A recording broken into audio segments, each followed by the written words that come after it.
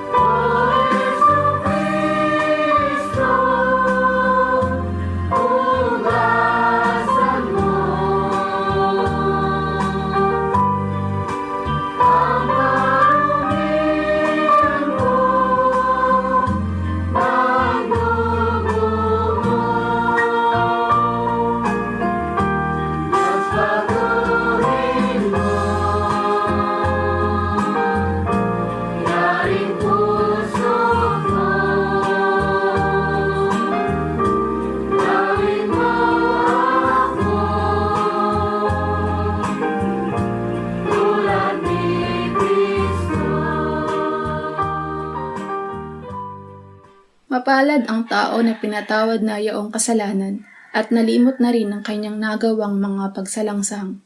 Mapalad ang taong sa harap ng Panginoon ay di na pinararatangan ng kasalanan, dahilan sa siya ay hindi nanlilinlang.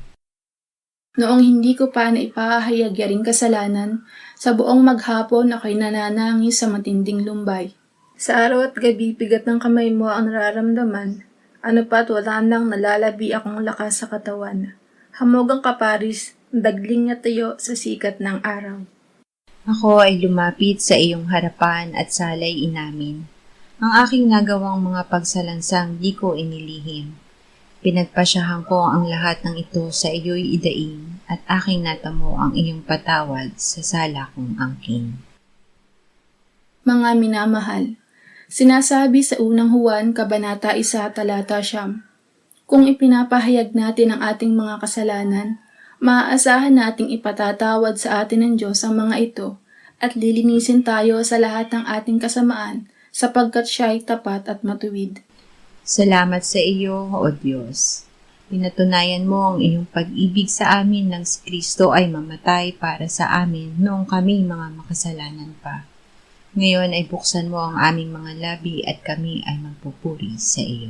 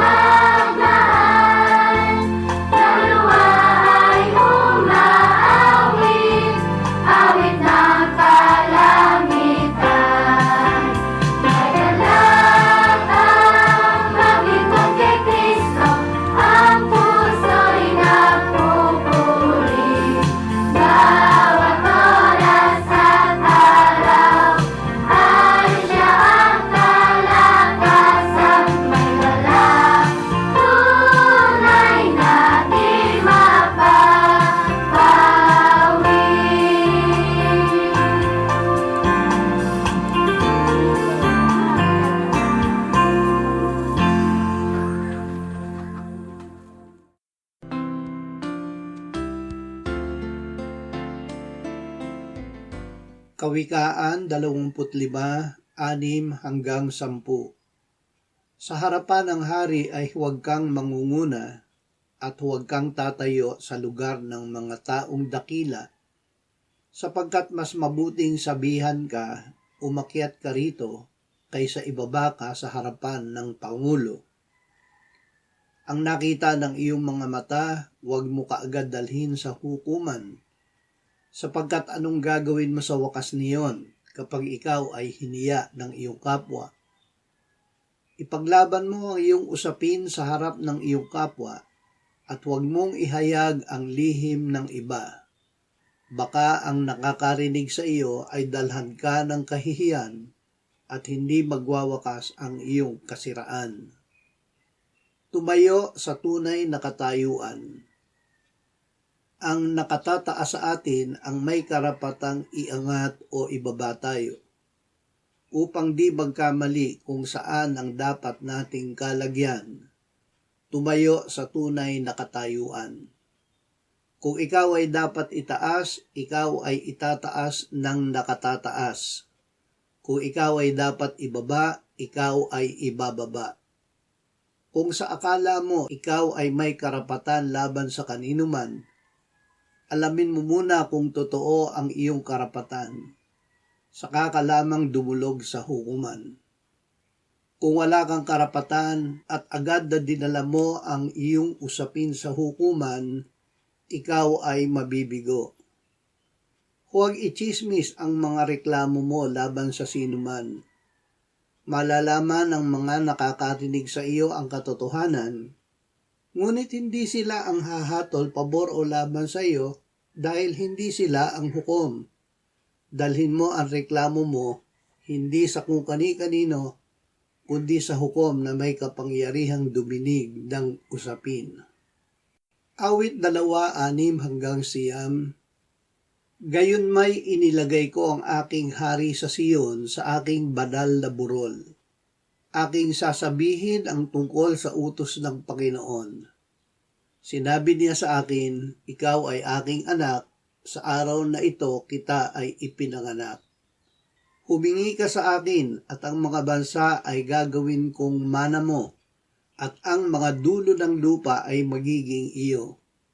Sila'y iyong babaliin ng pamalong bakal at dudurugin mo sila gaya ng banga. Pasailalim sa kataas-taasan. Ang Diyos ang kataas-taasan. Hinirang niya ang kanyang anak na Kristo, Hari at Panginoon.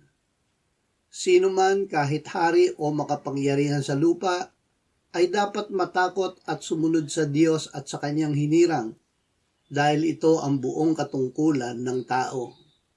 Lahat ng mga hari sa lupa ay magpupuri sa iyo, O Panginoon, sapagkat kanilang narinig ang mga salita ng iyong bibig, at sila'y magsisiawit tungkol sa pamamaraan ng Panginoon, sapagkat dakila ang kaluwalhatian ng Panginoon.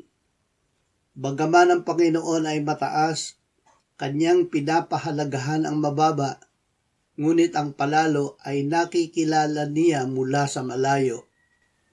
Efeso 4:1-6.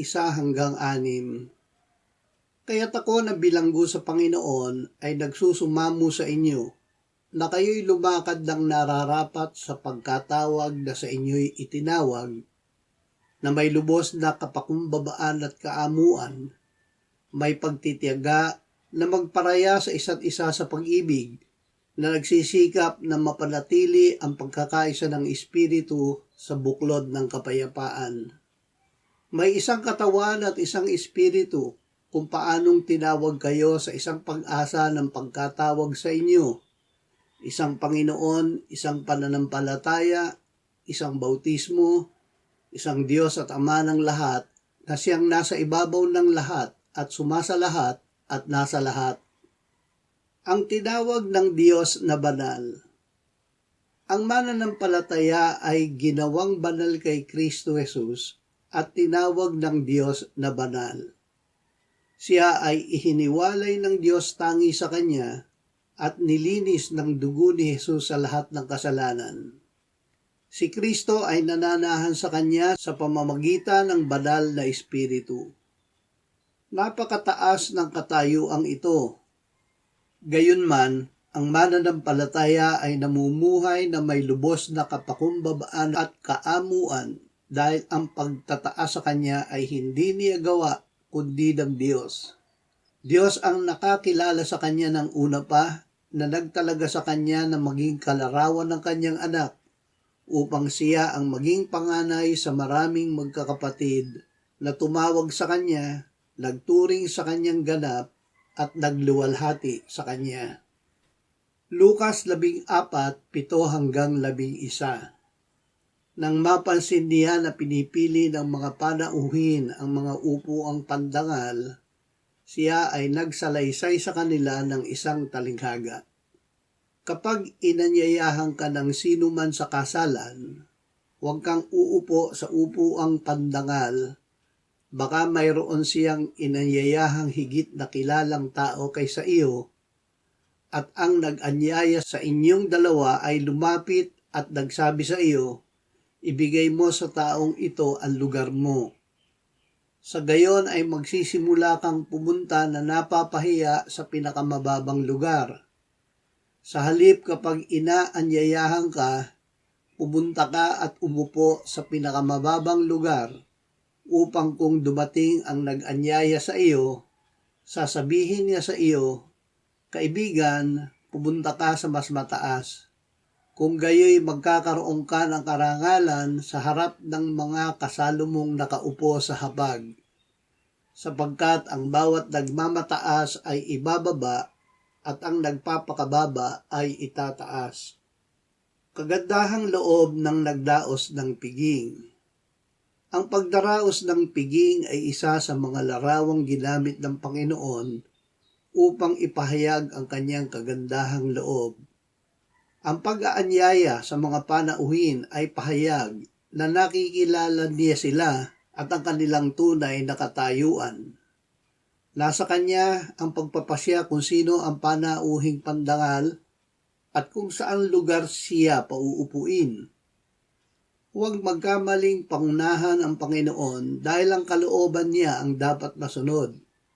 Kahit ikaw ay mababa sa paningin ng marami, may lugar ka sa piging ng Panginoon. Nang may tumangging dumalo sa kanyang mga inanyayahan, sinabi ng puno ng piging sa kanyang alipin, pumunta ka agad sa mga lansangan at sa makikipot na daan ng bayan, at dalhin mo rito ang mga dukha, ang mga pilay, ang mga bulag at ang mga lumpo. Hayaang ang Diyos ang magtaas. Itinaas ng Pariseo ang kanyang sarili nang siya ay nanalangin.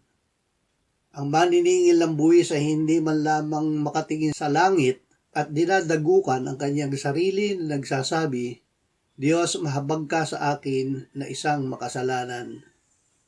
Sinabi ng Panginoong Hesus na ang humingi ng habag ay umuwi na inaring ganap. Sinabi niya, sapagkat ang bawat nagmamataas sa kanyang sarili ay ibababa, ngunit ang nagpapakababa sa kanyang sarili ay itataas. Kayong lahat ay magsuot ng kapakumbabaan sa inyong pakikitungo sa isa't isa, sapagkat ang Diyos ay sumasalungat sa mga palalo, ngunit nagbibigay ng biyaya sa mga mapagpakumbaba. Kaya tayo'y magpakumbaba sa ilalim ng makapangyarihang kamay ng Diyos, upang tayo'y kanyang itaas sa takdang panahon.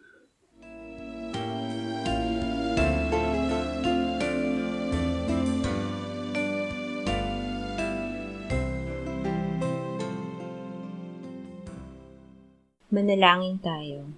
Panginoong Hesus, sinabi mo, malibang kainin ninyo ang laman ng anak ng tao at inumin ang kanyang dugo, kayo ay walang buhay sa inyo.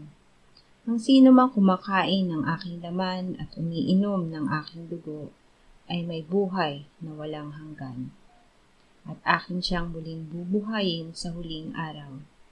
Sapagkat ang aking laman ay tunay na pagkain, at ang aking dugo ay tunay na inumin.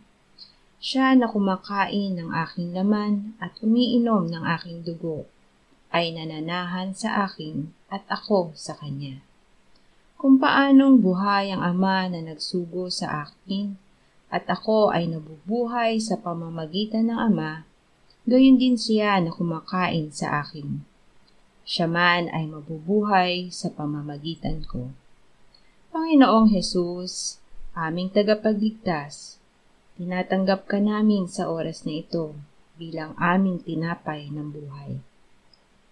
Tinatanggap namin ang iyong katawan na ipinako sa krus, namatay, inilibing, pinuhay na muli at iniakyat ng Ama sa kanyang kanan sa langit bilang aming tunay na pagkain.